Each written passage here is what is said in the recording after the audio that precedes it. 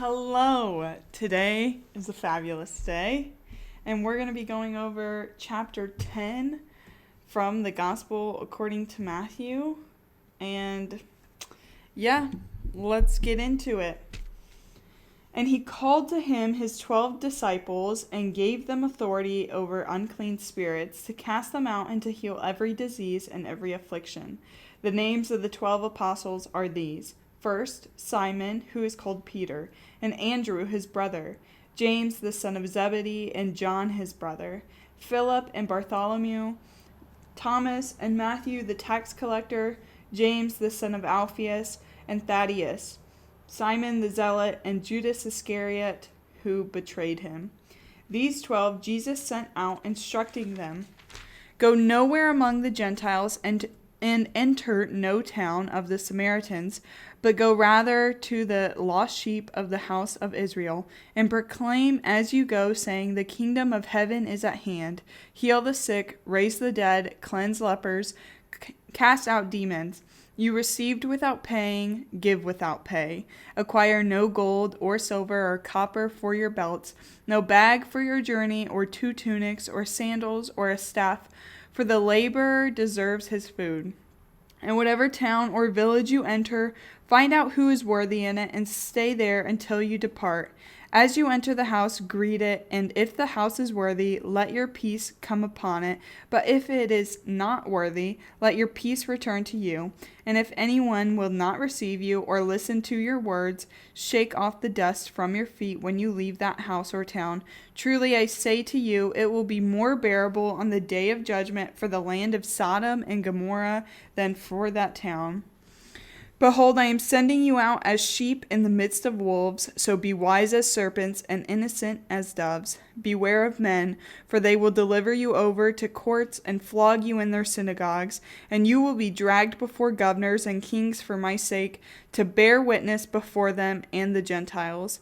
When they deliver you over, do not be anxious how you are to speak or what you are to say, for what you are to say will be given to you in that hour. For it is not you who speak, but the Spirit of your Father speaking through you. Brother will deliver brother over to death, and the father his child, and children will rise against parents and have them put to death, and you will be hated by all for my name's sake. But the one who endures to the end will be saved. When they persecute you in one town, flee to the next, for truly I say to you, you will not have gone through all the towns of Israel before the Son of Man comes. A disciple is not above his teacher, nor a servant above his master. It is enough for the disciple to be like his teacher, and the servant like his master. If they have called the master of the house Beelzebul, how much more will they malign those of his household? So have no fear of them, for nothing is covered that will not be revealed, or hidden that will not be known. What I tell you in the dark, say in the light, and what you hear whispered, proclaim on the housetops. And do not fear those who kill the body, but cannot kill the soul. Rather fear him who can destroy both soul and body in hell. Are not 2 sparrows sold for a penny? Are not one of them will fall to the ground apart from your Father, but even the hairs on your head are all numbered. Fear not, therefore, you are of more value than many sparrows. So everyone who acknowledges me before men, I also will acknowledge before my Father who is in heaven. But whoever denies me before men, I also will deny before my Father who is in heaven. Do not think that I have come to bring peace to the earth. I have not come to bring peace, but a sword.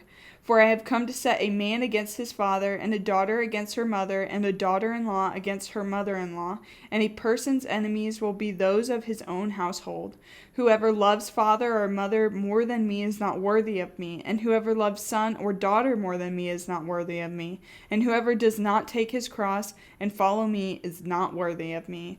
Whoever finds his life will lose it, and whoever loses his life for my sake will find it. Whoever receives you receives me, and whoever receives me receives him who sent me.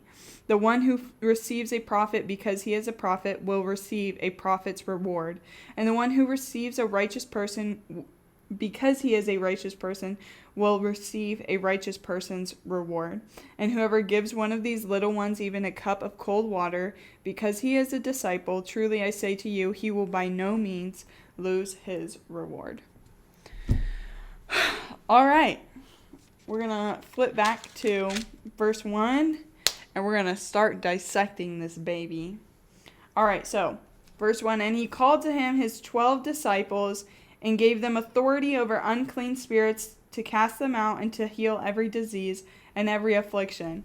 Jesus has to, well, I don't know individually, but he has to give his power to the disciples because the Holy Spirit has not come yet. And so Jesus has to go out of his way he gives them authority over the unclean spirits to cast them out, to heal every disease and every affliction.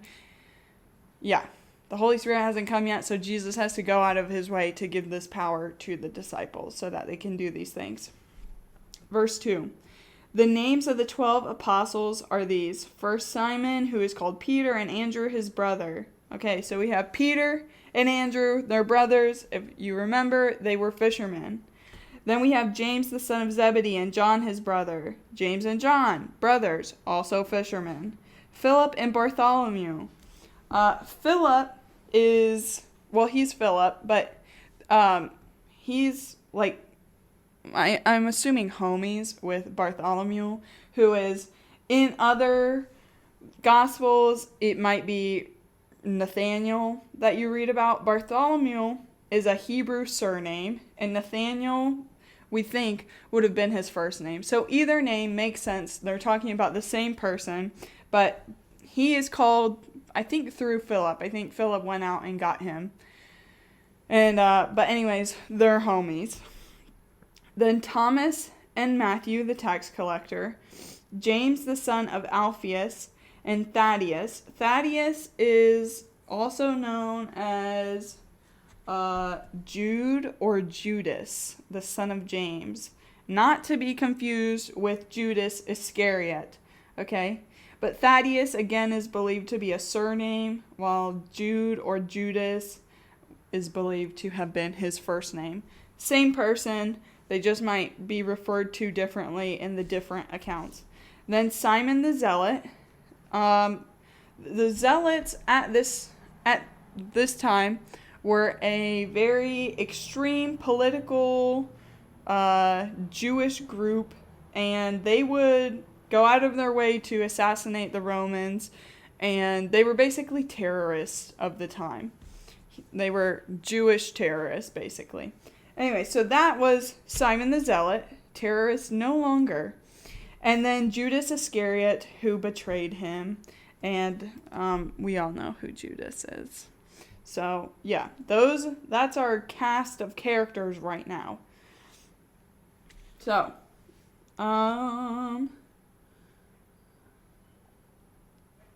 sorry, I'm looking at my notes.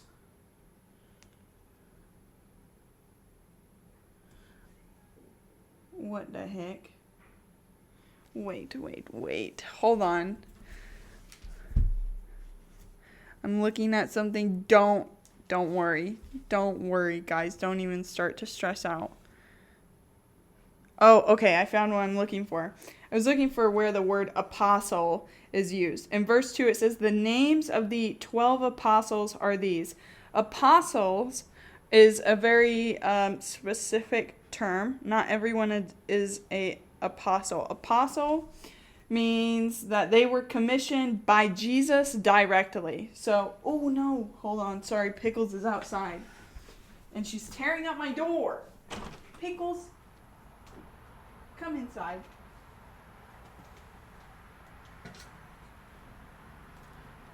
Okay, sorry about that. Pickles likes to go outside, but the screen door was closed and she was trying to run her nails freaking through it. As I was saying, apostles were commissioned directly by Jesus. So the only people we really refer to as apostles are the 12 disciples and Paul.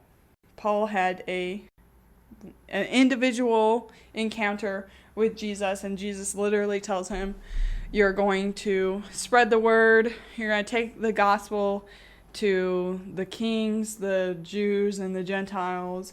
And so he is directly commissioned by Jesus. So those are the people we call apostles. Disciples that word is more broad, and it just refers to anyone who believed in Jesus. So, yeah, just wanted to clarify the use of apostle versus disciple. Today, I, and anyone else who believes in Jesus, we could say we are disciples, and when we teach someone or mentor someone under us, we say we're discipling someone. We're disciples. We are not apostles because we were not commissioned directly by Jesus. So, moving on, verse 5. These 12 Jesus sent out, instructing them, "Go nowhere among the Gentiles and enter no town of the Samaritans, but go rather to the lost sheep of the house of Israel." Samaritans is just someone from Samaria, which is, right now, they're in the territory of Galilee, probably in Capernaum over here. He's saying, you're going to go out in this area and preach to specifically the Jews, not the Gentiles, or to the Samaritans. And it's not because nowhere in the Gospels is Jesus like, oh, I only came to save only the Israelites. No. But they take the word to the Jewish people first because of God's covenant that he made with them, saying that through their line that he would bring about the Messiah. So now the Messiah is here, so he's just letting them know basically, hey, I'm the fulfillment of this covenant, this promise that God made to you. I'm just letting you know that I'm him. I'm who you're looking for. And so they're taking the word first to the Jews, but they're going to take it to the Gentiles as well. They're just taking care of business first, you know? So, but go rather to the lost sheep of the house of Israel. This wording is, well, I find it interesting. The lost sheep of the house of Israel. He's basically saying just the entire nation, whether you're a Pharisee, Sadducee, just a regular old person, the entire nation is lost. And that he's going to bring them the word first to help them not be lost anymore. Yeah. Let me look at my notes and make sure I'm just staying on track. Okay. Yeah. Verse 7. And proclaim as you go, saying, the kingdom of heaven is at hand. Heal the sick, raise the dead, cleanse lepers, cast out demons. You received without paying, give without pay. And so he's sending out the disciples, and just as Jesus did, because he set the perfect example, the disciples are going to meet both the spiritual and physical needs. The book of James tells us how important it is that our works reflect our faith, and that we're not saved by our works, but they demonstrate, like I said, they reflect our faith. And so if we tell someone, oh, it says like, if someone's homeless and cold and you tell them, go be warm and at peace with God, but you don't actually do anything, what good is that? And so that's what they're doing. Heal the sick, raise the dead, cleanse lepers, cast out demons. So they're going to meet physical needs and meet the spiritual needs. And that's how they're going to advance the kingdom. Verse 9. Acquire no gold or silver or copper for your belts, no bag for your journey, or 2 tunics or sandals, or a staff, for the laborer deserves his food. So God is telling them, you're not going to take anything, but you're going to trust in me that I'm going to take care of you. You don't need to worry, but this mission, we're doing this quick mission. Time is of the essence, and you need to go. You're not going to be worrying about all these things. You're going to go. You're going to complete my mission, and I'll take care of everything else. You just focus on the mission. Verse 11. And whatever town or village you enter, find out who is worthy in it, and stay there until you depart. In this context, the word worthy is not someone who is is like worthy of heaven, because we know that everyone falls short of the glory of God. We all sin, and so none of us are worthy. There is none that is good.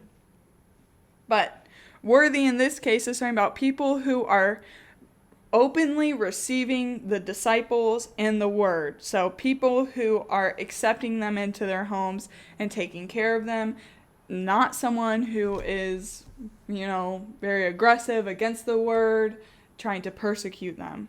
That's who we're talking about. So when we're talking about worthy, it's people who are accepting the word, basically.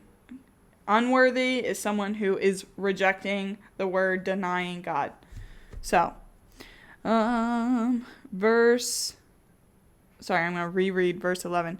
And whatever town or village you enter, find out who is worthy in it and stay there until you depart. So if they're open and willing to accept the word, stay there and do your due diligence to them. Verse 12, as you enter the house, greet it. And if the house is worthy, let your peace come upon it. But if it is not worthy, let your peace return to you. So if they're accepting of the word, they're bringing peace to them. If you're not, then they're keeping their peace. Very straightforward.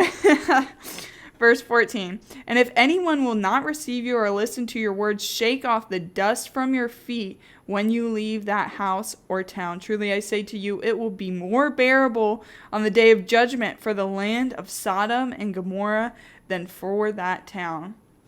In case you don't know, or you're not familiar with Sodom and Gomorrah, don't you worry, because I'm going to tell you about it.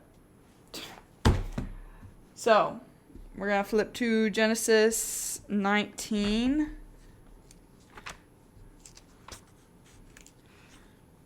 I'm getting there.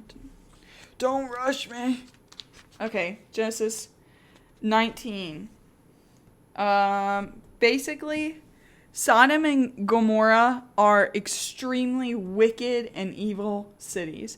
God tells Abraham, he's like, this city is evil and wicked. I'm going to destroy it. And Abraham is like, okay, well, if you find 50 people in there that are righteous, will you save it? And God's like, yes, I will. If you can find, or I can find 50 people who are righteous, I will spare the entire wicked city for those people. And then Abraham's like, okay, what if there's 45 people? And then what if there's 40? And he goes down all the way to 10. He's like, if there's 10 righteous people in this city, I will spare everyone. But God can't even find 10 righteous people. So just imagine how extremely wicked these cities are, that God cannot find even 10 righteous people. So he can't find 10 righteous people, so God is going to deliver judgment. Verse 23, chapter 19, it says, the sun had risen on the earth when Lot came to Zoar. When the Lord rained on Sodom and Gomorrah sulfur and fire from the Lord out of heaven. Wait, when? No, then. Sorry. Then the Lord rained on Sodom and Gomorrah sulfur and fire from the Lord out of heaven. And he overthrew those cities and all the valley and all the inhabitants of the cities and what grew on the ground. But Lot's wife behind him looked back, and she became a pillar of salt. Right before this, the angels explicitly told Lot that you're going to run. You're going to be spared from the destruction of Sodom and Gomorrah. You are not to look back at any point. And then his wife, of course, women, we just have a listening problem, don't we? Because first we effed it up with Eve, and now we have Lot's wife. Lot's wife didn't want to listen and looked back, and she becomes a pillar of salt. Verse 27, and Abraham went early in the morning to the place where he had stood before the Lord, and he looked down toward Sodom and Gomorrah and toward all the land of the valley, and he looked, and behold, the smoke of the land went up like the smoke of a furnace. So, Sodom and Gomorrah are absolutely destroyed. Hellfire was rained down on them. And Jesus, is telling us, he told the disciples when he sent them out, he said, if anyone will not receive you or listen to your words, shake off the dust from your feet when you leave that house or town. Truly I say to you, it will be more bearable on the day of judgment for the land of Sodom and Gomorrah than for that town. So he's saying because they are rejecting you, which really means they're rejecting me, they're going to face judgment, and it's going to be terrible. It's going to be worse than Sodom and Gomorrah that literally had hellfire rain down on them and were completely destroyed. Because they denied God, their punishment is going to be worse than that. When he says, shake off the dust from your feet when you leave that house, it's like that house or that city is so unclean and dirty because of their rejection of God. You don't even want a speck of dust on them or on you from them. They're so... that's how disgusting it is for them to reject God. You don't want a single speck of dust, anything from them stuck on you, because God's going to bring judgment upon them. And you don't want anything to do with that. So anytime you hear the term in the New Testament, them saying they're going to shake the dust off their feet, that is a sign that judgment is going to be delivered to them because of their rejection of God. I just make sure I'm looking at my notes so I'm not getting off topic. Yeah, basically, if you're shaking the dust off your sandals because of someone, it's because they're a spiritual dead end. Which I want to clarify because I've heard this passage be taken out of context. Christians will use it as an excuse as to why they're not discipling people and whatnot. This story is specific to this moment. Jesus was on a timeline before his death and resurrection to have his message get out. And so when he says to them, if people won't receive you, shake off the dust from your feet and keep moving.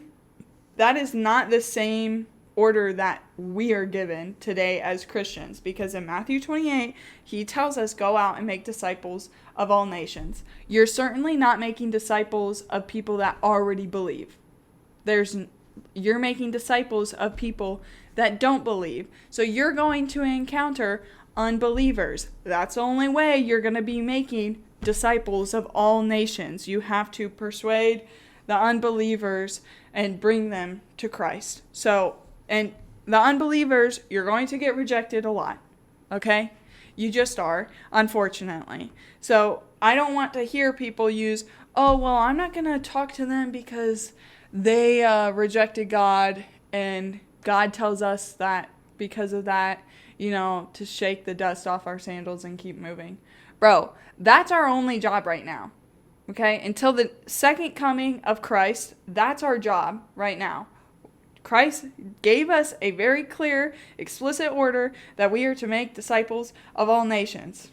And so we need to be working to fulfill that, okay? Just because someone is upset, they don't like God for whatever reason, doesn't mean we're to give up on them and we don't have to deal with them because they were mean to us. No, we're still expected to act like a Christian, to love as Christ does, to forgive as Christ does, and to spread the word just as Christ did. Point blank. Period. You have no excuse. I don't want to hear anyone taking this out of context and being like, well, Jesus said them to keep moving, so I don't need to deal with anyone who doesn't like Christianity or doesn't like God or whatever. You're wrong. You're wrong.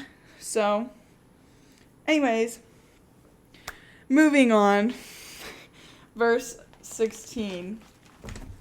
Behold, I am sending you out as sheep in the midst of wolves, so be wise as serpents and innocent as doves. If you remember from Genesis chapter 2 or 3, it says that the serpent was the craftiest of all the animals.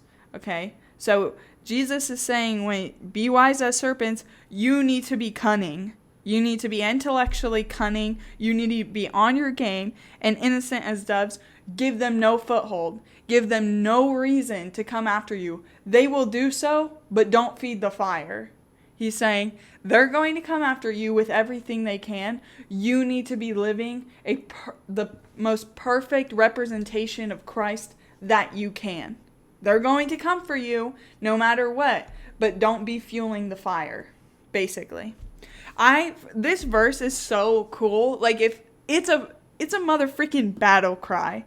Behold, I am sending you out as sheep in the midst of wolves. So be wise as serpents and innocent as doves. It does not get cooler than that. And it's not about a good thing. Jesus in this section is talking about we're going to be persecuted. That's not like a good thing. No one's stoked. No one's excited to be persecuted. But I tell you what, okay? When Jesus says that we're to be wise as serpents and innocent as doves, bro, I'm ready to motherfucking go to war. I'm ready to fight. So, anyways, verse 17. Beware of men, for they will deliver you over to courts and flog you in their synagogues, and you will be dragged before governors and kings for my sake, to bear witness before them and the Gentiles. So he's saying all these bad things are going to happen, and it's for my good. It's not going to be like, for you, you're not going to see as a good thing that you're being taken before courts, before kings, and whatever rulers, but it's to bear witness about me. That's how you're going to take the gospel to them. We see this in Paul. Paul gets arrested, has to deal with all this stuff. Eventually, he keeps appealing to the courts or whatever. But this gets him to the point where he's in front of Caesar. And because of that, he is able to preach the gospel to Caesar because of him being arrested. So God brings good out of bad. What man intends for evil, God intends for good. So cool. Verse 19. When they deliver you over, do not be anxious how you are to speak or what you are to say, for what you are to say will be given to you in that hour. For it is not you who speak, but the Spirit of your Father speaking through you. So, in our moments of need, whatever the case, throughout the persecution, throughout these dangerous moments, God is going to equip us. He's saying, you don't need to worry. Persecution will come, but don't be afraid because I'm going to take care of you through it. Yeah. I still can't get over it. Verse 18, our persecution is going to be a platform for God. Just, like how powerful is that? Let's talk about Charlie Kirk for a second. That man, literally, and him being assassinated, which is terrible. An absolutely terrible thing. But how many people have come to Christ because of it? How many people went to church for the first time in a long time? If you watched his, the funeral, memorial, whatever, that entire, 4 or 5 hours was just people talking about their love of God. And, I mean, just his actual persecution became a platform to God. And that's our ultimate goal as Christians. That's the highest priority, the highest honor we could have, is that our persecution is a platform for God. And he takes what man meant for evil and he turns it for good. So good. So good. Verse 21. Brother will deliver brother over to death, and the father, his child, and children will rise against parents and have them put to death, and you will be hated by all for my name's sake. But the one who endures to the end will be saved. When they persecute you in one town, flee to the next, for truly I say to you, you will not have gone through all the towns of Israel before the Son of Man comes. So again, Jesus is saying that you're going to be persecuted for my name's sake. Endure to the end. You will be saved. So whatever that means until your very end of your last breath, endure. Even if they put you to death, keep the faith. Fight the good fight until the very last breath. When they persecute you in one town, flee to the next, for truly I say to you, you will not have gone through all the towns of Israel before the Son of Man comes. So Jesus is showing them that this is an urgent time. Like, you don't have enough time to literally go through all the towns of Israel before the Son of Man comes. Now, the term before the Son of Man comes, it's debated on what Jesus means exactly by this, but I'm going to give you my opinion, and then you can come to your own conclusion. When it says the Son of Man comes, any time that Jesus refers to himself as the Son of Man, he's talking about his earthly human life. Okay? So if we're talking about his earthly human life, the ultimate thing that Jesus does with his earthly human life is when he dies on the cross, taking our place of judgment, and then he's resurrected on the third day. So, when he's talking about before the Son of Man comes, I think this coming is referring to Jesus's ultimate, I don't know what you would call it, Jesus when he does the ultimate sacrifice. I think that's what he's referring to, is his death and consequently his resurrection. Other people will say that they think when he says the Son of Man comes, they think it's either the destruction of the temple or it's talking about the second coming of Jesus. However, we haven't even really gotten the first coming of Jesus dying and then resurrecting. So it definitely doesn't make sense for him at this point to be talking about the second coming, in my opinion. So I believe that he's saying that you don't have enough time to hit all the towns of Israel before my death and resurrection. And so we need to hurry up, move with urgency to really try and spread the word to the lost Israelites before I run out of time here on earth. I got stuff to do. I got people to save, basically. So, verse 24. Let me make sure I'm not missing anything in my notes.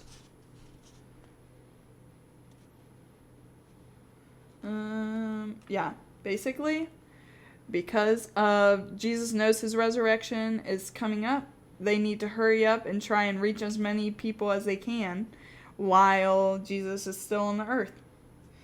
That's my belief. Okay, verse 24. A disciple is not above his teacher, nor a servant above his master. It is enough for the disciple to be like his teacher, and the servant like his master. If they have called the master of the house Beelzebul, how much more will they malign those of his household? So Jesus is saying, they persecuted me, which means they're definitely going to persecute you. In verse 25, he says, if they called the master of the house Beelzebul, how much more will they malign those of his household? Beelzebul, which I don't know that I'm saying it right, but that's the best I'm going to do, and I'm not Googling it. So when you hear this name, they're talking about the prince of demons or Satan, okay? So they said that he's Satan, and what he's referring to is Matthew chapter 9, verse 34. And it was after Jesus healed the mute man he was demon oppressed, and Jesus cast the demon out from him. And the Pharisees said, verse 34 says, but the Pharisees said he cast out demons by the prince of demons.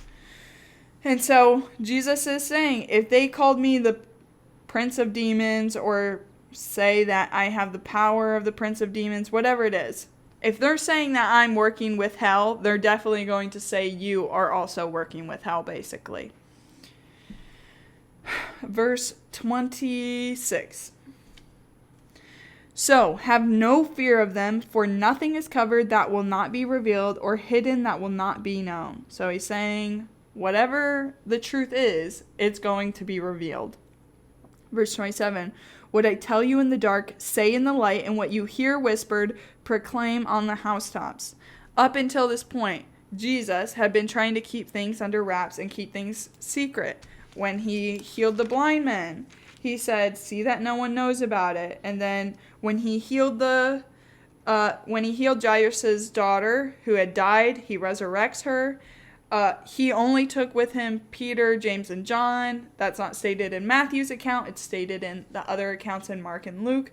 But I'm pretty sure he tells them to, keep it under wraps. And he says, don't say anything to anyone else. So, up until this point, Jesus had been telling them to keep his miracles and the things that he's doing a secret. But now Jesus is telling them he says, what you hear whispered, proclaim on the housetops. So we're not doing the secrecy anymore. It's time. The word needs to be known. So I'm telling you, your mission, you're going to go out, preach the word to everyone. As many people as you can, whoever's willing to hear, preach the word. That's your mission right now. Verse 28, and do not fear those who kill the body but cannot kill the soul. Rather fear him who can destroy both soul and body in hell. So, you shouldn't fear death, because if you love God, then you will have eternal life through him. So don't fear that. You should be afraid of the person who can kill the body and the soul. So if you decide to deny and reject God, then you're going to go to hell, and that you should be afraid of. Verse 29, are not 2 sparrows sold for a penny? Let me get my handy dandy study book, because this might seem like an odd thing to say. But sparrows were seen as the smallest animal. Now, of course, I would argue there are lots of animals smaller than a sparrow, but during this time, I don't know. That was just the saying that if you were talking about something small, you were going to reference a sparrow, and everyone knew you were talking about something small and unimportant. So, and then a penny. Do I even have my notes flipped open to the right thing? Sorry, guys. Sorry, I'm falling apart. Okay. Okay, sparrows were customarily thought of as the smallest creatures, and the penny was one of the least valuable Roman coins. So, it says, are not 2 sparrows sold for a penny? And not one of them will fall to the ground apart from your Father. So he's saying, God takes care of the sparrows. He'll definitely take care of you. This should be reminiscent of Matthew chapter 6, verse 26. Look at the birds of the air, they neither sow nor reap nor gather into barns, and yet your heavenly Father feeds them. Are you not of more value than they? So, continuing on, verse 30. But even the hairs of your head are all numbered. So, God is just stressing, Jesus is stressing the point of that God loves us and he cares for us. He knows all the details. He knows literally the number of hairs on our heads, because he just knows us that well.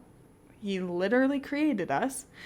And if he cares for the sparrows, he'll definitely care for us, which we're the only beings that God gives dominion over the earth. He doesn't do it for any other animals. He gives his power, and it only says that humans are the only thing made in God's image. Go to Genesis chapter 3. I think it's verse 20 or 21 or something. We're the only creature that is made in God's image, the only creature that he gives dominion over the earth. So if he cares about the sparrows, which are not made in his image, which were not given dominion over the earth, he definitely cares about us. Verse 31, fear not, therefore, you are of more value than sparrows. So everyone who acknowledges me before men, I also will acknowledge before my Father who is in heaven. But whoever denies me before men, I also will deny before my Father who is in heaven. So if you deny God, you deny Christ in order to escape persecution, he's saying, I'm going to deny you in heaven. If you deny me before men to escape persecution, then I also will deny you before my Father who is in heaven. So it does not matter the seriousness. God is telling us we are to never deny him. If you're being persecuted, like legitimately persecuted, you're going to be put to death because of your faith in God, he does not say, oh, it's okay then. You can deny me, that way you won't be shot or whatever it is. No, he says that we are not to deny him before men. Even if they're going to put us to death, even if they beat us, even if they mistreat us, we are not to ever deny God. Ever. Some of us, we might not be living in an area or, in a circumstance where we're facing true persecution. I would argue for the average American, you're not being persecuted. You might have people that don't like you, which I guess you could argue is persecution, but we're not being put to death over it. But that doesn't mean that people aren't denying God constantly. If someone brings up talking about faith or Christ or whatever the reason, and you stay silent because you're afraid to speak out, that's denying God. You might think, oh, why just stay silent? I didn't explicitly say that I deny God. It's like, you might have not denied him with your mouth, but you denied him with your actions. You did not live as he called us to live. And so, if you have the opportunity to demonstrate your obedience to God and you decide not to, you're denying God. You're rejecting him. Point blank, period. All right. Moving on. Verse 34. Do not think that I have come to bring peace to the earth. I have not come to bring peace, but a sword. I love this verse. I love it so much, in fact, that it's literally tattooed on me. I have not come to bring peace, but a sword. Continuing on, verse 35. For I have come to set a man against his father, and a daughter against his mother, and a daughter-in-law against her mother-in-law. And a person's enemies will be those of his own household. So God is saying, because of your belief in me, there's going to be division. The salvation that I'm bringing is not going to bring about peace, because there are going to be those that hate you because of it, and those that don't believe because of it. So don't think that because you're, saved and that you believe in me, that it's going to be easy, because it's not. People are going to hate you because of it. As we just read, you're going to be persecuted for his name's sake. Verse 37. Whoever loves father or mother more than me is not worthy of me. And whoever loves son or daughter more than me is not worthy of me. And whoever does not take his cross and follow me is not worthy of me. Whoever finds his life will lose it, and whoever loses his life for my sake will find it. So, we know that Jesus is not bringing peace on earth. Peace, earth is not going to have peace on it until I'm really struggling here, sorry. This earth is never going to have peace on it. Peace is made for heaven. We live in an imperfect, sinful world, okay? So it's not ever going to look like heaven. Heaven is going to have the peace that we're looking for. When the old heaven and earth pass away and the new heaven and earth come, that's when we're going to have peace. Don't expect peace on earth, because we're going to have those that fight against it. Always. And Jesus says, he is making the point, whoever loves his father, mother, son, or daughter more than me is not worthy of me. He is saying that our priority, regardless of those that hate us, regardless of the persecution, regardless of anything else, our top priority is our salvation and our belief that Jesus Christ is the only way to heaven, and that he died for us, that he took our place on the cross, he took our place of judgment, so that even though we're undeserving of heaven, we still can go there because we're forgiven. So, whoever does not take his cross and follow me is not worthy of me. He equates following him to dying, basically, to take up your cross. During this time, crucifixion was not reserved only for Jesus Christ in this moment. Crucifixion was a common punishment during this time. So he's saying, if you're not willing to take up your cross, you're not willing to die and follow me, you're not worthy of me. We see this in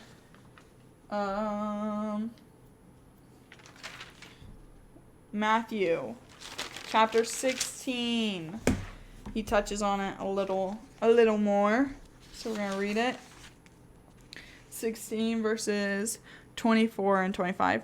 Then Jesus told his disciples, if anyone would come after me, let him deny himself and take up his cross and follow me. For whoever would save his life will lose it, but whoever loses his life for my sake will find it. So, we have to give up our human desires. We have to die to ourselves in order to follow Jesus. Yeah, let me check my notes real quick. Sorry, people. Okay. Moving on. Verse 40. Whoever receives you receives me, and whoever receives me receives him who sent me. So, when we love people, we're loving them as Jesus did. And Paul, when he is when he encounters Jesus, Paul, who had been at the time Saul and was persecuting the church, killing Christians, Jesus says to him, like, Paul or Saul, whatever, why are you persecuting me? And obviously Saul is confused because he's like, well, literally, I'm not actually persecuting you. I'm persecuting someone else. And Jesus is like, no, you're persecuting me. Like, how you're treating my people, they're made in the image of God. So how you treat them is how you're treating God, basically. So he's saying, whoever receives you receives me, and whoever receives me receives him who sent me. So, whoever takes in the disciples and treats them as God would treat them, he's saying, like, they're going to be rewarded because they loved you as God loved them. Verse 41, the one who receives a prophet because he is a prophet will receive a prophet's reward, and the one who receives a righteous person because he is a righteous person will receive a righteous person's reward. So he's saying, whoever you take care of, the reward that person is going to get, you're going to get also. So if you take in a prophet and you treat him well and house him and whatever, the reward in heaven that God is going to give to that prophet, you're going to get the same reward because you took care of the prophet. And so you're getting the prophet's reward, is what he's saying.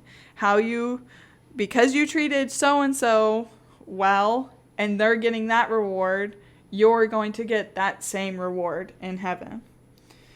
Verse 42, and whoever gives one of these little ones even a cup of cold water because he is a disciple, truly I say to you, he will by no means lose his reward. Again, Jesus is just saying, if you take care of my people and you love them, it's as if you love me because they're made in God's image. Point blank, period. So, with that is the word for today. Matthew chapter 10, baby. So, that's a wrap. Have a good, amazing, fabulous day. Live boldly, live in the Spirit, love others, treat people as God tells us we should treat them, which is to love them because they're made in His image. Go do amazing things. God equips us. He gives us the Holy Spirit. He tells us that we're going to do greater things than what Jesus did, and Jesus literally resurrected the dead.